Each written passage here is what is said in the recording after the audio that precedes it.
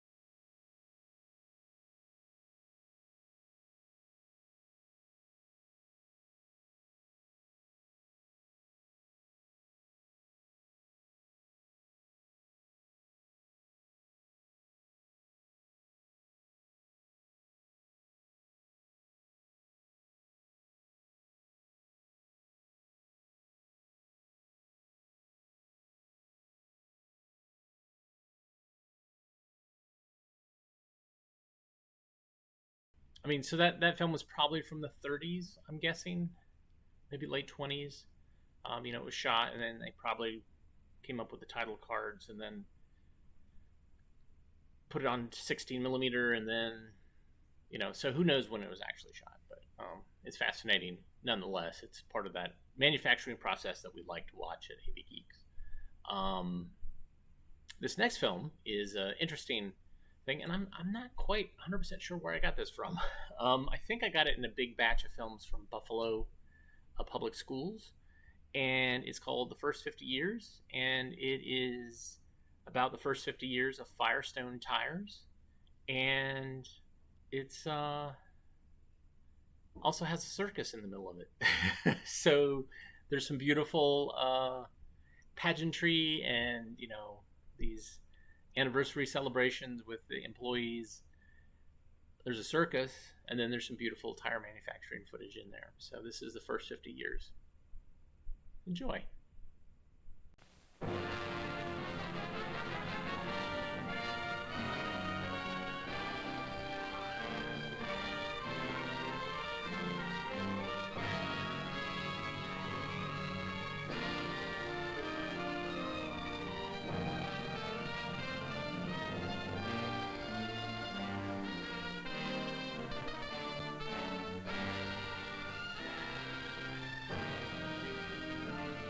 In this small, abandoned foundry building in the city of Akron, Ohio, RVS Firestone first began the manufacture of rubber tires.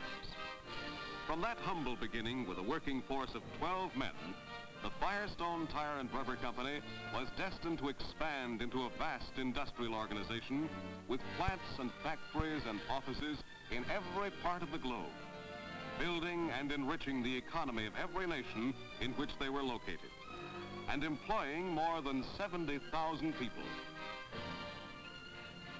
On the 50th anniversary of its founding, and in memory of the one who had made possible this remarkable growth and development, the Firestone Tire and Rubber Company held a ceremony of affection for its founder and builder, RVS Firestone.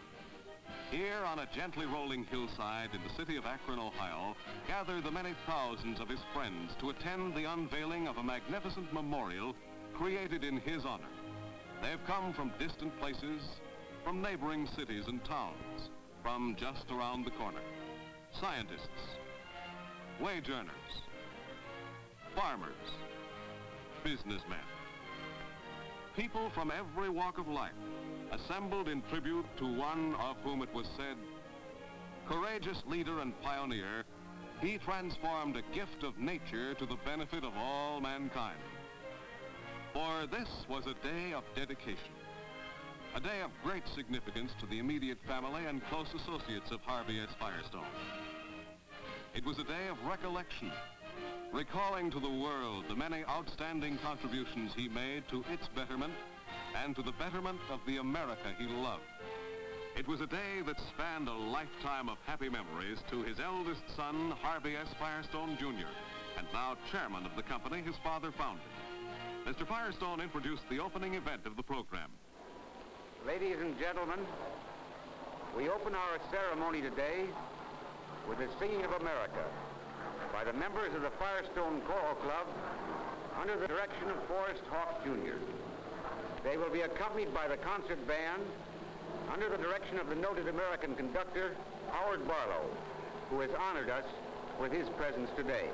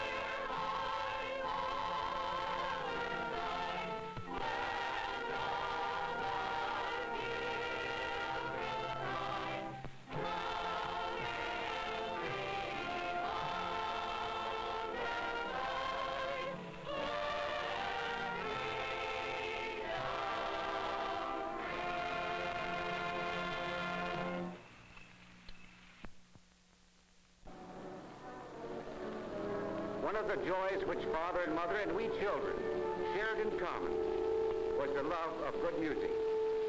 We are delighted to have with us today Miss Eleanor Stieber of the Metropolitan Opera Company, who will sing one of Father's favorite songs.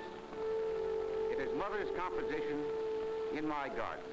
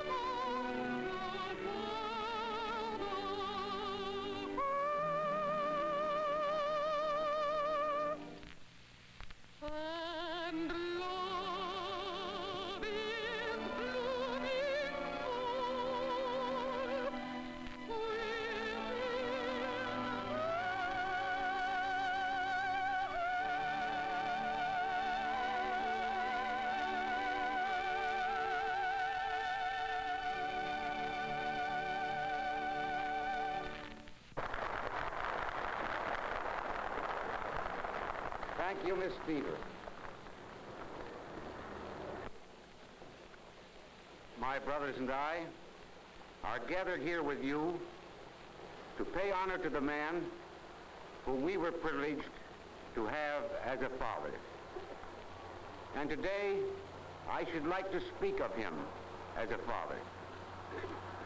In this relationship, he possessed those rare qualities of greatness which distinguished him throughout the course of his life. Much of Father's lifetime was of necessity, spent in building the company which bears his name. When he founded the company on August 3rd, 1900, just 50 years ago today, he entered upon an enterprise that called for vision and courage and an unswerving confidence in the future. The struggle for survival was constant and ever present. The weeks and the months and the years took their steady toll of time and effort. His every waking moment must have been filled with a sense of heavy responsibility. His was the burden of the never-ending resolve to go forward, the determination to create for his company a position of leadership. These were goals of attainment which of themselves would seemingly occupy his thoughts and time, to the exclusion of all other things, perhaps even of his family. Yet looking back over those early years and the later triumphs, the picture uppermost in my mind is of a father whose devotion and attachment to his family was not one whit diminished by the business responsibilities that rested upon him. I remember my father as a man of infinite patience. He always had time for his children. He exercised an affectionate discipline over our childhood. He helped us in our schoolwork and tried to make us see the difference between learning and merely being taught. He gave us responsibilities, and along with them, the kindly advice and welcome encouragement needed to fulfill those responsibilities. He imparted to us the simple fundamental precepts of honesty and integrity, which guided his life and which, God willing, will always serve to guide the Firestone organization through the years to come. His memory and the memory of all he stood for shall inspire us to continue to build upon the firm foundations which he built so soundly and so well.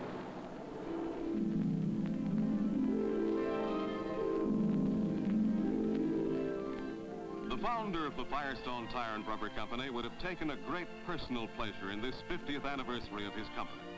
Not in the acclaims paid to his accomplishment, for he was a kindly and modest man, but in the arrival and welcome of the Firestone district and plant managers, who gathered early in the week from all over the world to participate in this memorable anniversary. These were his boys, many of whom had been his personal selection. He knew the men of his organization, and nothing pleased him more than the opportunity to be with them, to discuss their problems, to help them over the rough spots, to urge them on to ever greater goals of achievement, to enjoy with them the excitement and anticipation just such a homecoming holds for the men of Firestone. For this is a golden jubilee, an event of high promise, a time to greet old friends and welcome new ones, and happily exemplified in the reception extended by the administrative staff of the Firestone organization. RVS Firestone Jr. headed his executive group in the official greeting to the district and plant managers.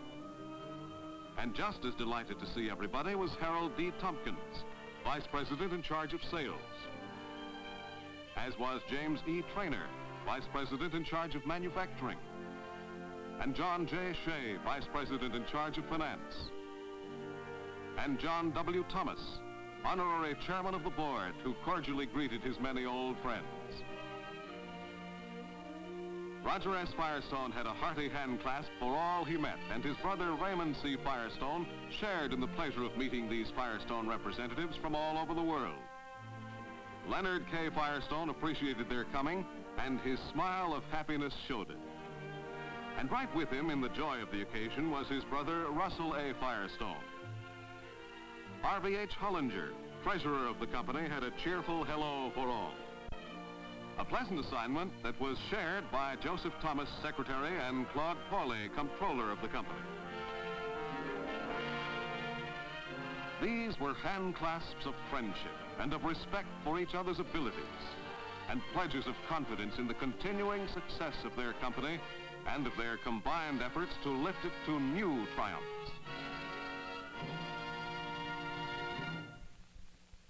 To the furtherance of that aim, morning and afternoon conferences were held for the purpose of acquainting the managers with the Firestone objectives for the coming year. Objectives that dealt with the new Firestone products and the proven merchandising approach in their display, their advertising, and their sale. Mr. Tompkins opened the conference on sales. Much has been said about the Firestone franchise. I'd like to give you my reasons why I think it is the greatest franchise. In the first place, based on the money invested, it's the best money-making franchise in the automotive industry. It has no equal in the tire industry. It's the only franchise that is backed by a company that is sincere in its efforts to build a franchise for the independent dealer. It's the only franchise that a dealer can build with security and confidence for the future, because the record is clear of our interest in the independent dealer. And that, as Mr. Tompkins continued, was the thinking of the founder of the Firestone Tire and Rubber Company. RVS Firestone had been a small, independent businessman and knew from experience that the small businessman needed support and help. And he needed a supplier who was thinking about him and had his interests at heart. In support of that policy, continued Mr. Tompkins, RVS Firestone never formulated a policy or program of any kind that was not for the best interests of the independent tire dealer. Sales were the keystone of the arch in his plan of organization, and to his district managers went the responsibility of an ever-increasing sales effort, no less true today than when he first enunciated the high standards of attainment that were to be followed.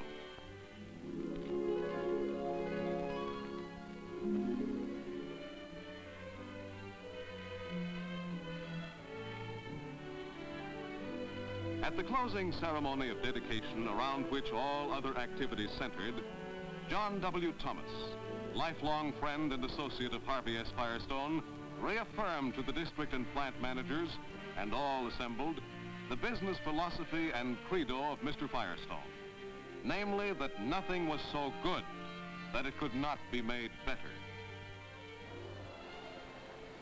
To me, one of the most outstanding characteristics of Mr. Firestone was his indomitable courage. He was absolutely fearless. Through faith, he conquered fear. He was never happier than when he was called upon to meet a challenge.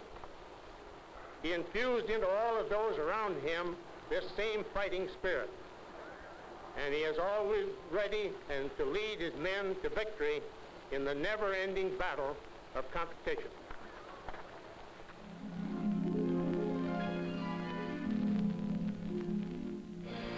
To meet that challenge of competition, Harvey S. Firestone built an organization that he liked to regard as his team of champions.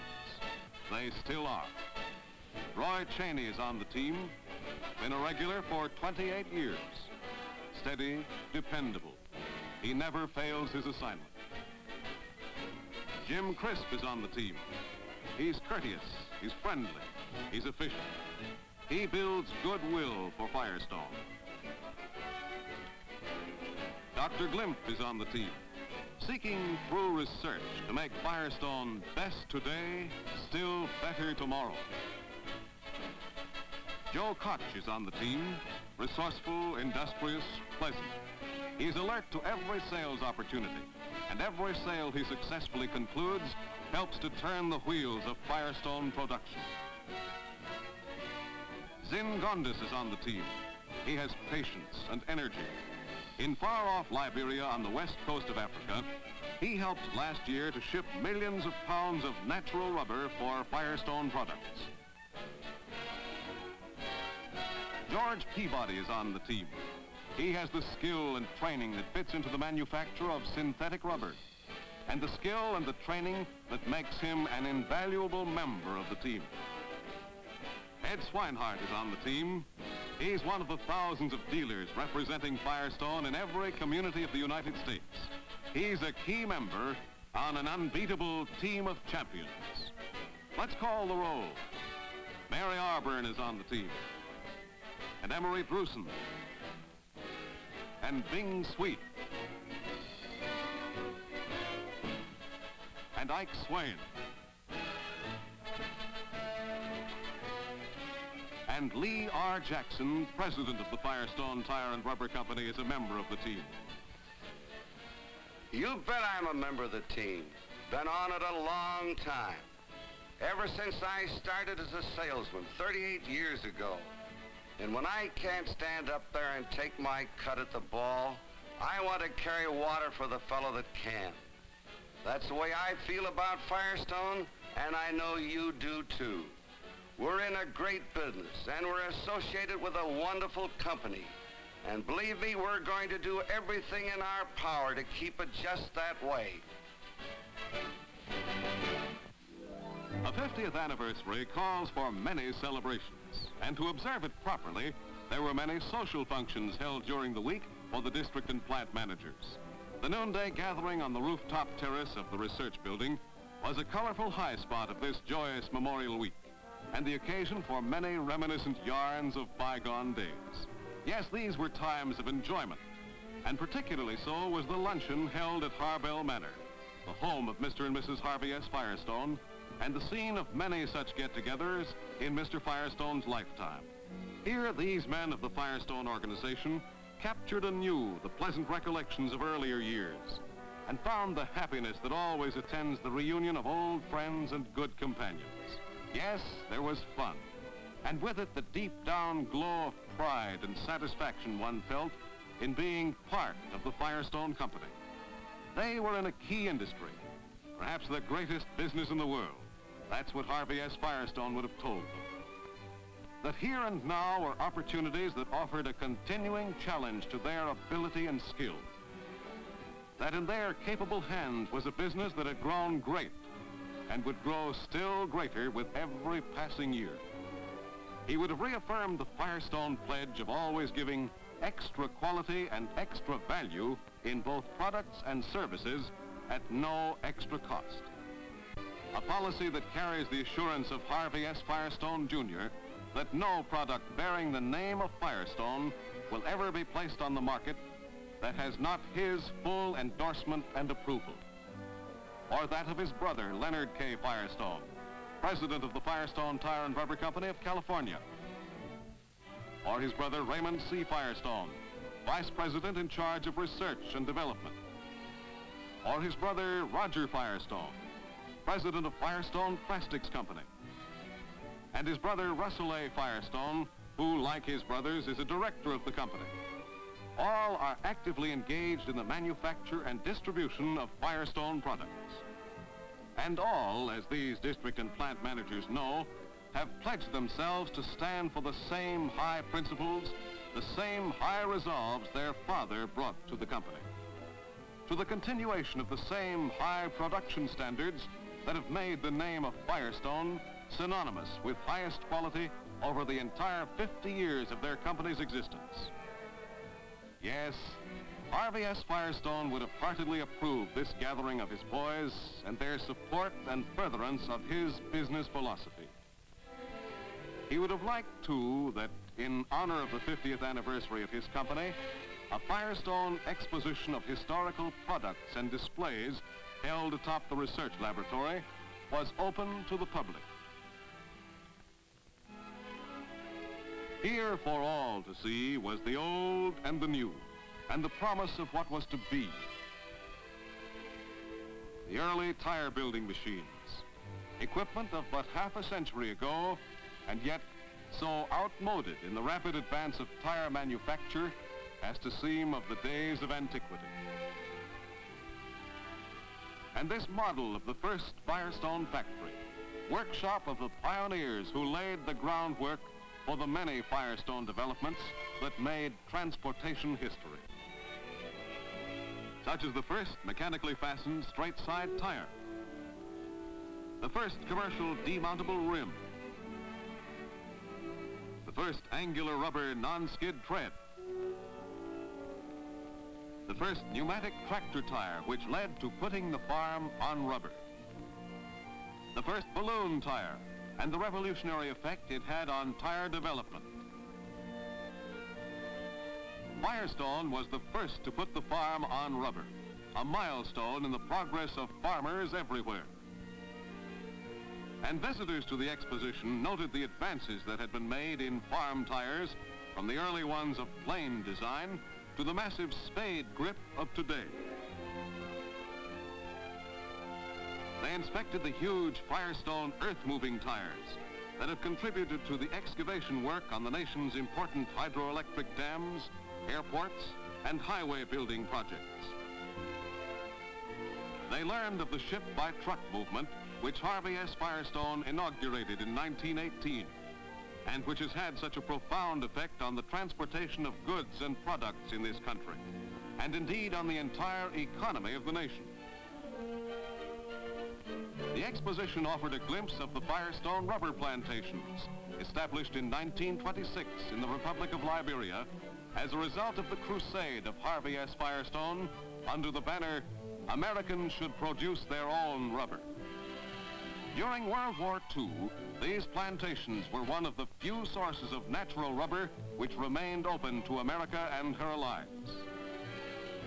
The visitors to the exhibit found a fascinating display of rubber products developed by Firestone for an extraordinary number of purposes.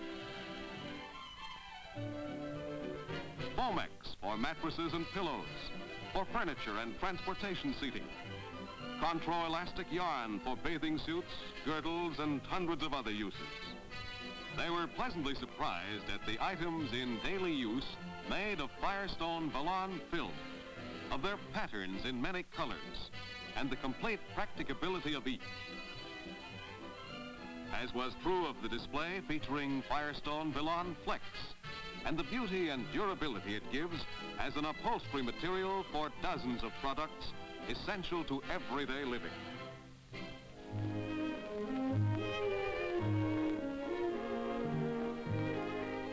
They learned that Firestone Steel Products was the largest manufacturer of truck, bus, tractor, and farm implement rims in the world. That it made more stainless steel beverage containers than any other company. And that it is an important supplier of cabinets, parts, and stampings for home appliances. They saw the model store of the future as devised by the Firestone Store Planning Division. They were excited at the sight of the famous racing car driven to victory by Johnny Parsons in the Indianapolis race of 1950. And the Firestone racing tires that have won 27 consecutive victories at this greatest of speed classics. To anyone who has seen the terrific impact and strain of that grueling race, it must come to mind as a miracle of construction that tires could be made to withstand it. Thrilling and exciting, yes, as was all of this wonderful exposition and the glorious anniversary week that held so many interests for the men and women of Firestone.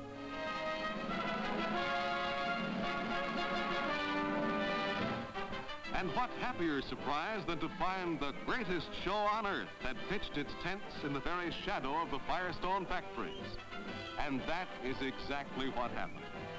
In honor of their 50th anniversary, the Firestone Company brought the famous Ringling Brothers and Barnum and Bailey Circus to Akron, just as it was brought to other plant cities throughout the country, so that Firestone employees might see and enjoy this mightiest of spectacles.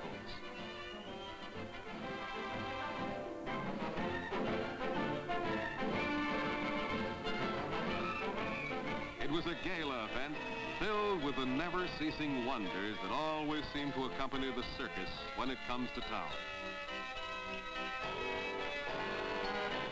The sideshow, and the little people, and the snake charmer, and Cracker Jack. Circus Day wouldn't be much fun without Cracker Jack. Or an ice cream cone. Good. And cotton candy for the customers coming right up. Say, this stuff tastes awful funny. Hey, fellas, look at the elephants. Gosh, real honest-to-goodness elephants. Oh, it's a wonderful day, all right. A day when there are no adults, just boys and girls and grown-up boys and girls. And balloons that will never, never break. Never? Well, hardly ever. Souvenir cane, little boy? Nothing like a souvenir cane to make you feel bigger. And souvenir hats. Every girl knows it's important to have a new hat, particularly a souvenir hat. It was a grand and glorious thrill, and especially to these underprivileged children of Akron, of whom there were many hundreds, and all invited by the Firestone Company to see the circus.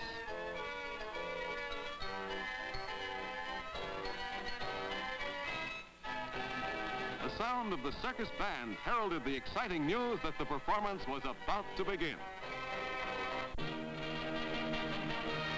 A capacity crowd of 11,000 awaited the delightful entertainment they knew was in store for them.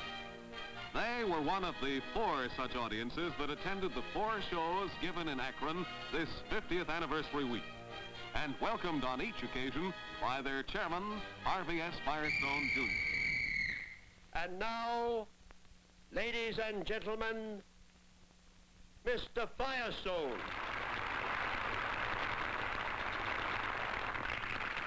Good afternoon, men and women of Firestone, boys and girls. It's a very great pleasure for me to welcome all of you here this afternoon. A 50th anniversary is a very special celebration. When we tried to decide what kind of a party would be good enough, there was only one answer. What's more fun than a circus in which to share together the birthday spirit? I hope that you all have a grand time. And now, on with the greatest show on earth.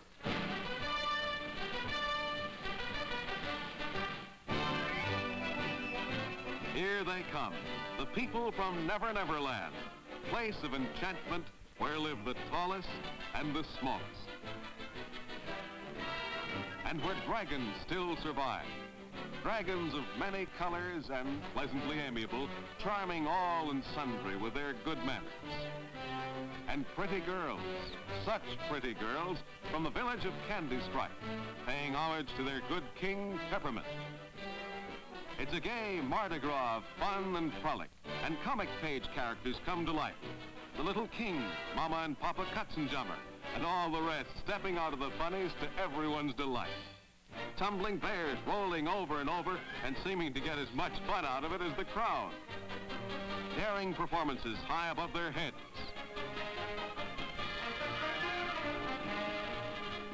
Perfectly trained horses standing in salute to the assembled guests.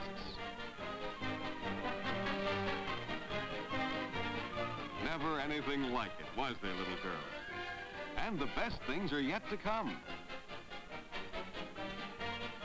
Like the pageant of loveliness with great shimmering floats drawn by the royal elephants of Her Majesty, the Queen of Beauty. And the clowns. There never could have been such funny clowns anywhere. Jokesters in pantomime. And if a laugh was what you needed, these fellows gave it to you.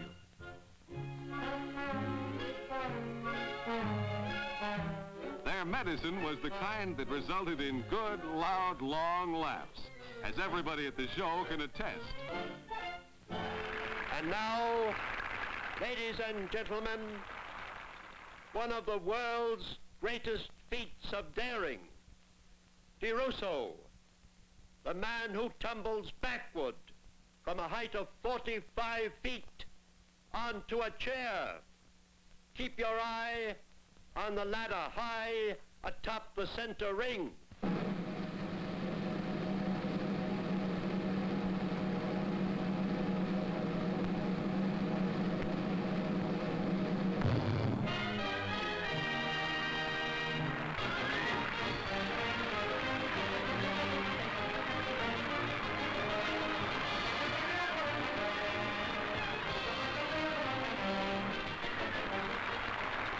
It's only the beginning. Look who's coming. A happy reminder to Firestone folks of their golden anniversary. And high in the air, the breathtaking, pulse-tingling aerial acrobats. Let's watch them.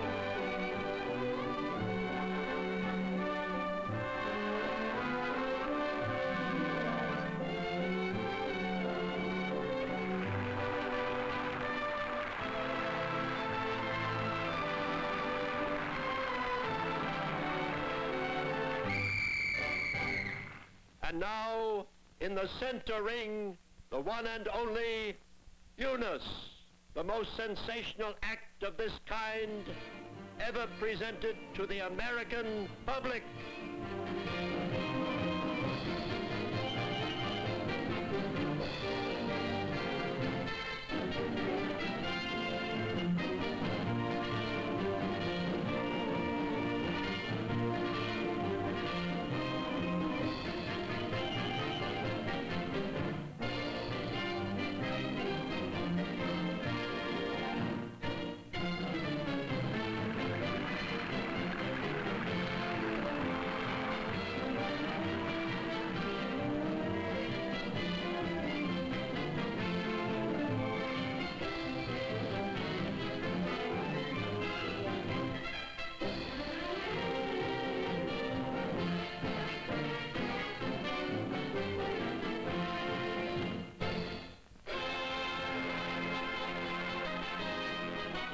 So much going on, one can scarcely see it all.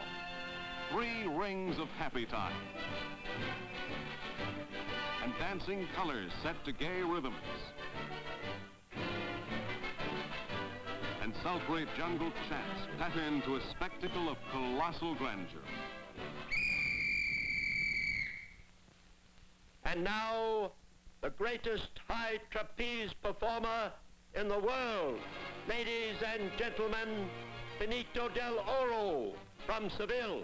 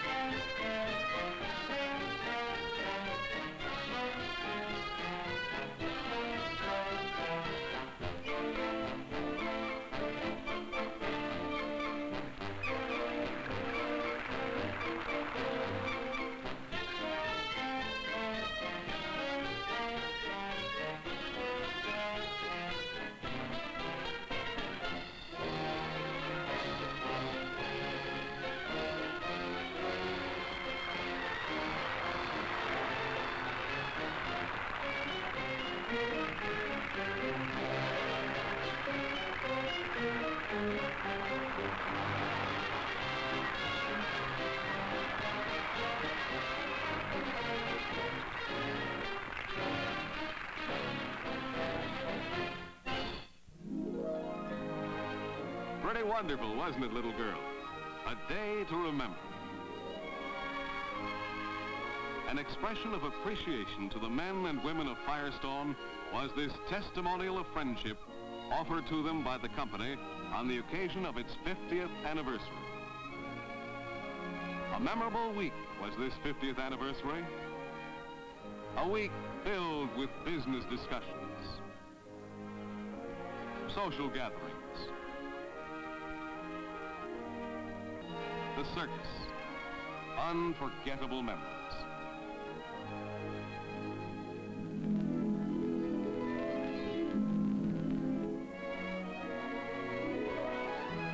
But none so unforgettable as the ceremony of dedication that climaxed the events of the week, to which we have been recurring as the focal point of our story, even as it was the crowning triumph of a week that will always live with those who participated in it. Especially appropriate for this occasion is the familiar hymn, "O God, our help in ages past, our hope for years to come." Miss Stieber and the Firestone Choral Club will sing it for us, while my brothers join with me in the unveiling of Father's statue.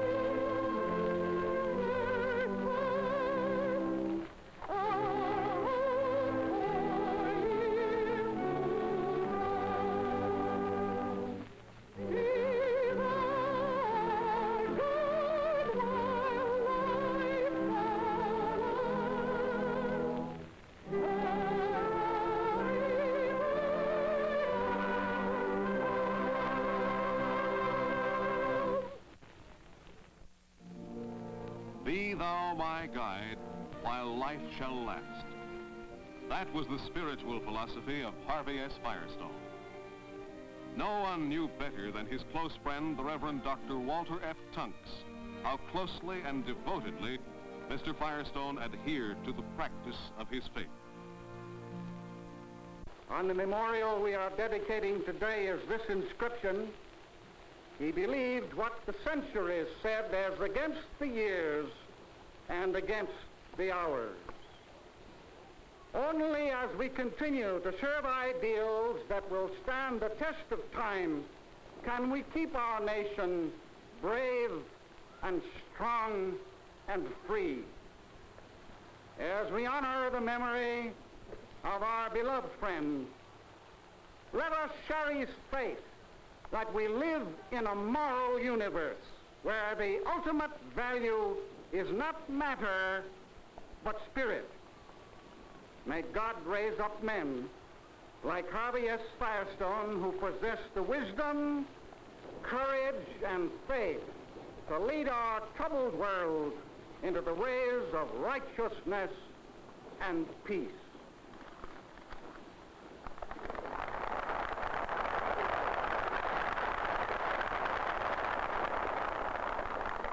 Thank you very much, Dr. Duncan. Let us all now join in singing our national anthem, the Star-Spangled Banner.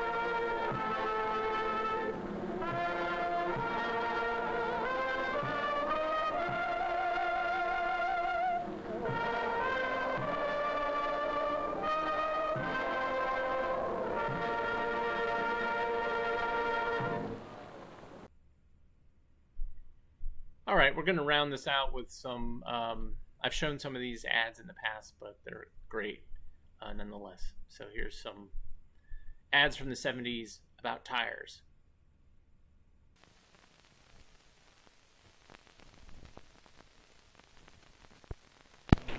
This car won first in class at the brutal 3,000-mile East African safari on passenger car tires. What makes these tires so special? Flexible radial design, plus 2 rugged steel belts under the tread.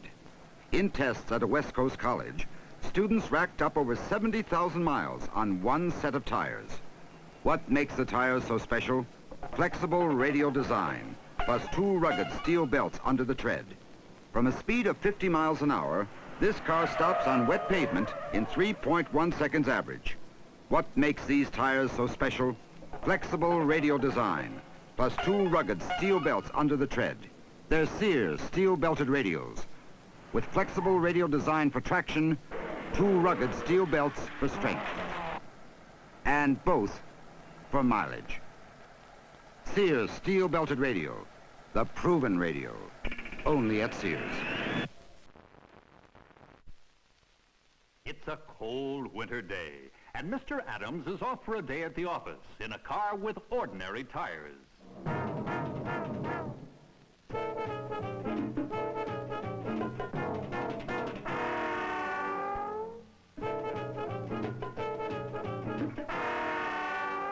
Poor Mr. Adams. Now here's Mr. Baker. His car has Firestone Town & Country tires with ice grip studs. He has traction. Where ordinary tires spin, Firestone Town & Country tires with ice grip studs bite in. They grip where ordinary tires slip. And they're guaranteed to go through ice, mud, and snow, or we pay the toll. This winter, get where you want to go.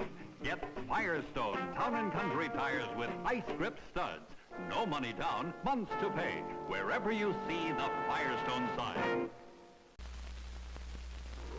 What will it cost to solve your tire problems this winter? as little as $25.25. Right now at Firestone, you can mix or match 2 Town & Country winter treads for the rear wheels of your car or 2 Deluxe Champion new treads for the front. All sizes up to the popular 775/14 white walls or black walls, 2 for $25.25. The Town & Country tread design is famous for its ability to get you through ice, mud, or snow.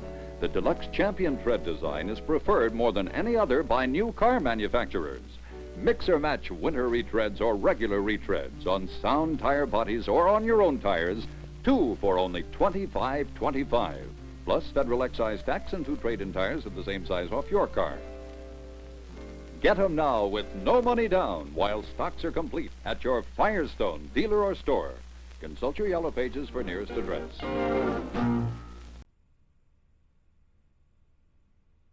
Awesome. Thanks so much for tuning in today. We will be back again on the next weekday. Since I don't know what day it is, what day you're watching this, I'm recording these and then not really paying attention to when I'm slotting them, so I don't know when it's going to be. But the next weekday, 1 o'clock, we'll be back with some new films, and I hope you will join us. If you like what we're doing here at AV Geeks, even though I'm on break and this is pre-recorded, I still will drink your coffee. Your coffee, if you buy us coffee via buymeacoffee.com/avgeeks, it's guaranteed that I will drink that coffee. And I might even go out and get some coffee.